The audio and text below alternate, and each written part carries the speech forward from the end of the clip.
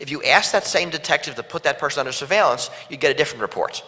Where he went, who he spoke to, what he read, what he purchased, what he looked at, right? That's all metadata.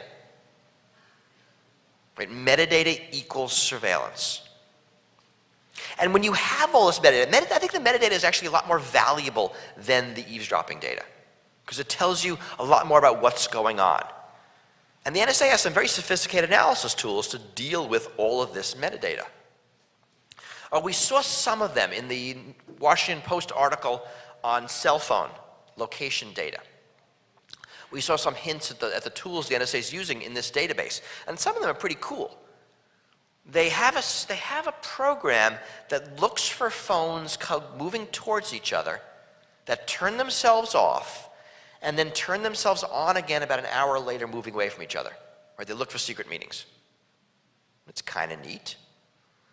They have the cell phone data of US agents, which they track, and then they look for cell phones that are, or series of cell phones that are basically paralleling their location.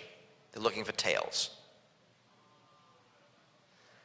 They have a system, and I'm not even sure how it works, but they try to chain together burner phones, right? Burner phones are disposable phones. If you watch The Wire, you know what a burner phone is, right?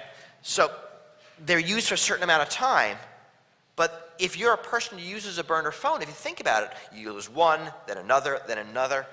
And if I have a database of those short-lived anonymous phones, and I know the location, I know the numbers they're calling, I could probably do a pretty good job chaining them and figure out who the person is, even though they're using burner phones. I mean, that's just 3 examples from one database.